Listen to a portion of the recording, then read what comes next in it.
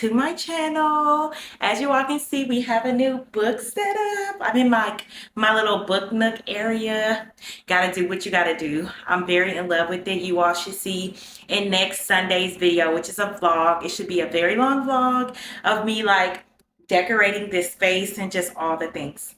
Anyways, that is not what this video is about. This video is my August TBR. And I'm just so very excited for the books that I picked for August. These picks does make me a little bit nervous, but I'm excited because some of them have been on my bookshelf longer than others. And I'm like, you know what?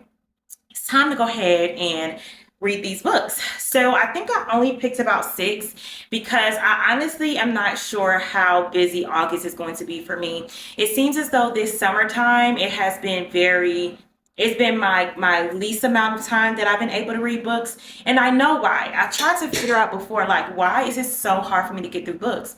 Well, my daughter was out of school. I've been working from home with her, and typically I was able to get a lot of reading done at work, but because I've been home more than I've been at work, and not only have I been working, I've still been filming and cleaning and parenting and cooking and just all the things. It really took away that time for me to be able to read. So I'm hoping, because she is starting back school in the next week and a half or 2 weeks, I'll be back in the office majority of the week. And therefore I would just be able to sit and read and just, all the things, right? So anyways, I only picked 6 books for the month of August. However, if I'm able to read more, I'm just going to read the books that I was not able to finish in July, which I believe one of those books is probably going to be The Davenports by Crystal Marquise, Brooklyn by Tracy Brown. I think those are the only 2 that I may not get to this month. So anyways, without further ado, friends, let's go ahead and get into this video. The first book we have here, which I'm very nervous to read, y'all, is Binding 13 by Chloe Walsh. Y'all know this has been on my bookshelf for a while. I have actually bought this at Barnes & Noble a couple months ago, I believe. So let's go ahead and get into it because quite frankly, I don't remember what it's about. I do know, though, that this series is long. The books are thick. Yeah, so it says, he wants to save her, she wants to hide, she's damaged, he's determined. Fate brought them together, love binds them. Johnny Cavan has everything going for him. On the rugby pitch, he's forced to be reckoned with. He even played with a hidden injury. Everyone knows he's heading straight for the top, but that means there's no room for mistakes or distractions. Not even the shy new girl at Tomlin College, the one with sad eyes and concealed bruises. He needs to stay focused, keep his cool, and not let anything get in the way of the bigger picture. Except before he knows it, this lonely girl has become his only picture. Life has never been easy for Shannon Lynch. Bullied and tortured, she arrives at Tomlin College midway through the school year, praying for a fresh start and desperate to shake off the demons that plague her. But when she meets the notorious Johnny Cavan on her first day, her plans to keep a low profile are at serious risk. As they fall into a complicated friendship and grapple with their undeniable... I'm back. It's like an hour later, but my camera ended up dying. So hopefully, I have it on a charger right now. So hopefully, it will let me get through this video real quick before Samia gets restless. So I don't know where I stopped at, but I'm going to just start where it says, but when she meets the notorious Johnny Cavan on her first day, her plans to keep a low profile are at serious risk. As they fall into a complicated friendship and grapple with their undeniable chemistry, hidden pain and complicated secrets threaten to be their undoing, but Johnny won't give up on Shannon, no matter what it might cost them both. So I'm really excited to read this. This has been on my shelf for a while, and I have been avoiding it on purpose because it's like once I get into this series, I know there's no turning back for me. So we're finally going to start Binding 13 by Chloe Walsh. The next book we have here, finally, y'all, is The 7 Husbands of Evelyn Hugo by Taylor Jenkins Reid. Now, this one has been on my bookshelf, I think, longer than that one, I think. Y'all, I talked about this book so many times. I don't even remember what it's about, but I just heard that this book is so freaking good. I love Taylor Jenkins Reid. I think I only read one book of hers so far, which was After I Do Ate That Book Up. This one is about reclusive Hollywood icon Evelyn Hugo is finally ready to tell the truth about her glamorous and scandalous life. But when she chooses unknown magazine reporter Monique Grant to write her story, no one is more astounded than Monique herself.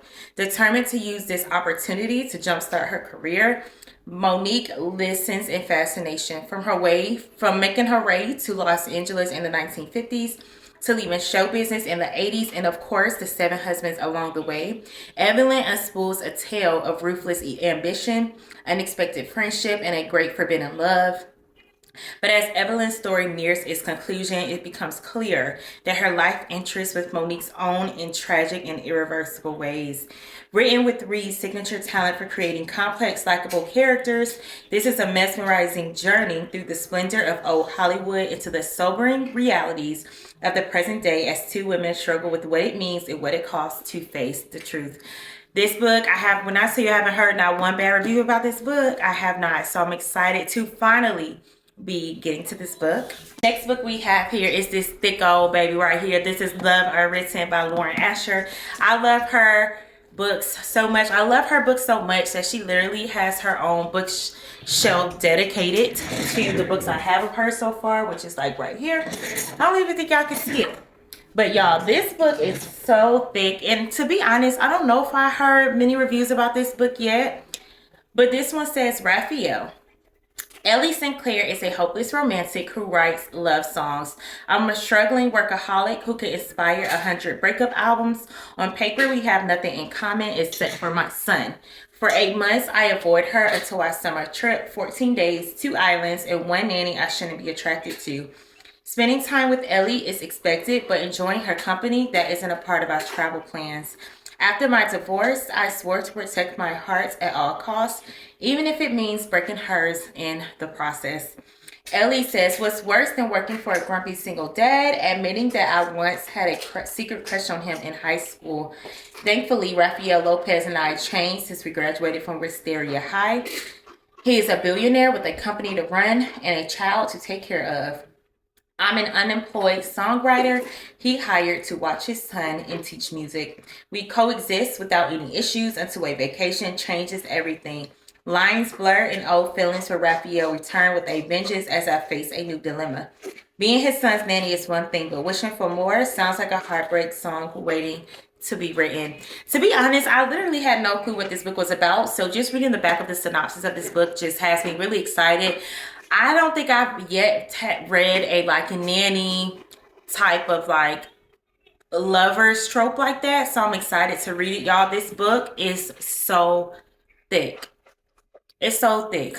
So I will 9.5 out of 10 will be reading this on my Kindle. And it doesn't even seem like, oh, it's pretty floppy, but oh, this is cute. I just opened up to a random page and I love a little illustration at the top. But yeah, we will be reading this on my Kindle.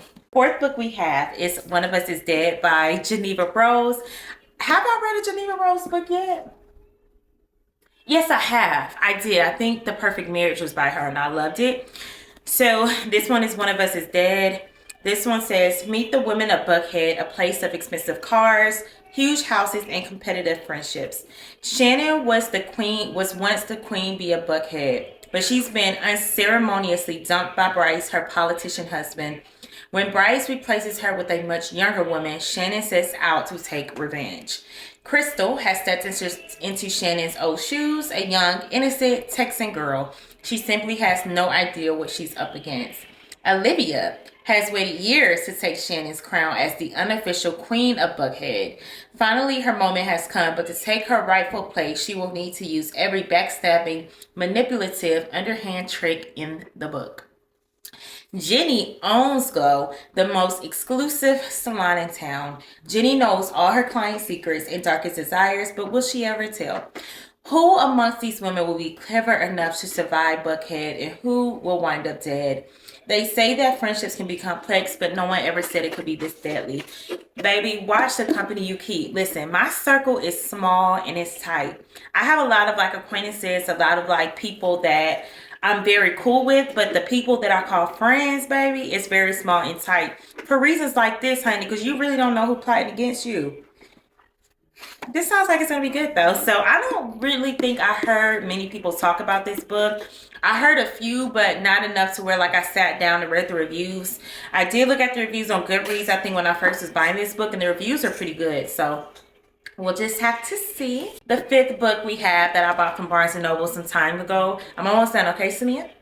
Okay, it's A Birthday Girl by Penelope Douglas.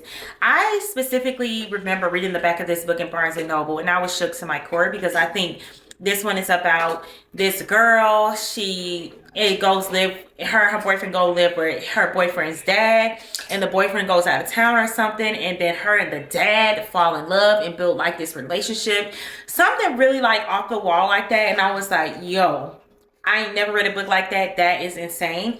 But the reviews on Goodreads were like, made me feel like I really need to read this book.